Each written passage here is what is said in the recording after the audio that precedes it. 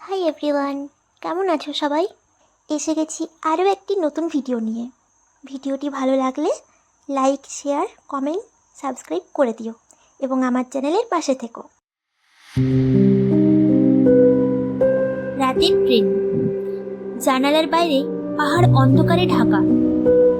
অর্ণা একা বসে আছে থার্ড কেবিনে। ঘড়িতে রাত তখন 1টা।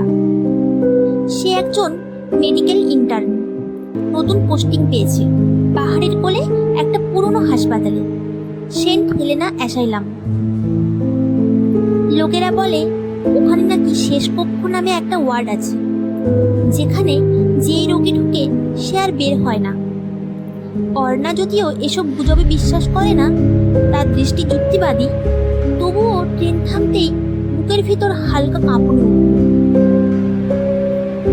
হাসপাতালটা পুরনো, ব্রিটিশ আমলের। পাথরের দেয়াল, কাঠের দরজা আর করিডোরে হালকা জীবাণুনাশকের গন্ধ। রিসেপশনে এক ওয়ার্ড বয় বসেছিল, নাম নিতাই। অর্ণা নিজের নাম বলতেই সে মাথা নাড়ল। আপনাকে শেষ কক্ষের দায়িত্ব দেওয়া হয়েছে, তাই তো? অর্ণা অবাক। শেষ কক্ষ মানে? নিতাই ফিসফিস করে বলল, ওই কক্ষ। রাত হলে ওখানে দরজা বন্ধ রাখবেন, ভেতরে কিছু শোনা গেলেও দরজা খুলবেন না। অর্ণা হেসে উড়িয়ে দিল। আপনারা সবাই কুসংস্কারে বিশ্বাস করেন? প্রথম রাত 8টার পর হাসপাতাল পুরো ফাঁকা। অর্ণা টেবিলে বসে রোগীর ফাইল দেখছে। হঠাৎ বাতাসে ঠান্ডা হাওয়া ঢুকল। বাইরে হালকা কুয়াশা, জানলা দুলে উঠল। আর তখনই করিডোরের শেষ প্রান্ত থেকে একটা আওয়াজ, টিক টিক টিক, যেন দেয়ালের ঘড়ি চলছে। কিন্তু ওয়ার্ডের সব ঘড়ি অনেক বছর আগেই বন্ধ হয়ে গেছে। অর্ণা দাঁড়িয়ে গেল। দূরে আলোহীন করিডোরের শেষে একটা দরজা, 317 নম্বর। এটাই তাহলে সেই শেষ কক্ষ। দরজায় লেখা অথরাইজড পার্সোনাল ওনলি। তবুও অর্ণা দরজার কাছে গেল। ভেতর থেকে আসছে ফিসফিসানি, তুমি ফিরে এসেছো? সে দরজা খুলে ফেলল। ভেতরে আধো অন্ধকার। দেওয়ালে পুরনো বিছানা, ছেঁড়া বেডশিট আর একদিকের দেওয়ালে আয়না। আয়নার ভিতরে হালকা ছায়া নড়ল। অর্ণা টর্চ ফেললো, কিন্তু ঘরে কেউ নেই। হঠাৎ আয়নার ভিতর দেখা গেল একজন মেয়ে দাঁড়িয়ে আছে। অর্ণার মতোই মুখ, কিন্তু চোখ দুটো পুরো কালো। সে হাসলো। এবার তুমি আমার জায়গায়। অর্ণা চিৎকার করে দরজা বন্ধ করলো।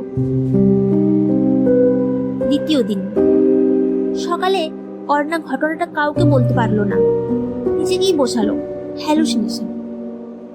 কিন্তু পরের রাতেও একই শব্দ, টিক টিক টিক।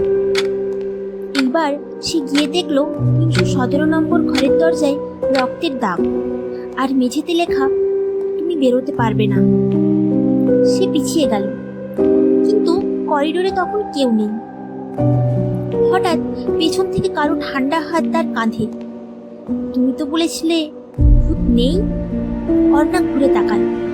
কেউ নেই, শুধু তার ছায়া আর আরেকটা ছায়া পাশে দাঁড়িয়ে, একদম তার মতো। অর্ণা সাহস করে অফিসে পুরনো রেকর্ড খুঁজল। 1978 সালের একটা ফাইল পেল। রোগীর নাম ডক্টর অর্ণা দে, মনোরোগ বিশেষজ্ঞ। মৃত্যু ওয়ার্ড নম্বর 317, 12ই জুন 1978। তার নিজের নামটাই সেখানে লেখা, ঠিক একই বানানো। ফাইলের নিচে লেখা ছিল, রোগী মনে করতেন তিনি এক নতুন ডাক্তার হিসেবে এখানে কাজে যোগ দিয়েছেন। অর্ণার মাথা ঝনঝন করে উঠল। তাহলে শেষ রাত 1টা। সব আলো নিভে গেছে। অর্ণা এখন করিডোরে দাঁড়িয়ে, দরজার দিকে তাকিয়ে। 317 নম্বর ঘরের ভিতর থেকে ফিসফিসানি আসছে, ফিরে এসো, তোমার শিফট এখন শুরু। সে ধীরে ধীরে দরজা খুলল। ভেতরে একই বিছানা, একই আয়না। আয়নার মধ্যে তার প্রতিবিম্ব দাঁড়িয়ে আছে। কিন্তু এবার আয়নার অর্ণা হাসছে। আমি অনেকক্ষণ ধরে তোমার অপেক্ষা করছি। অর্ণা বুঝলো আয়নার ভিতরের সেই নারী তার প্রকৃত রূপ। সে হাত বাড়াতেই দুটো অর্ণা একে অপরের দিকে এগিয়ে গেল। এক মুহূর্তে আয়নাটা ফেটে গেল, ঘরটা পুরো কেঁপে উঠল, আর বাতাসে ছড়িয়ে পড়লো পুরনো হাসপাতালের জ্বলন্ত কেমিক্যালের গন্ধ।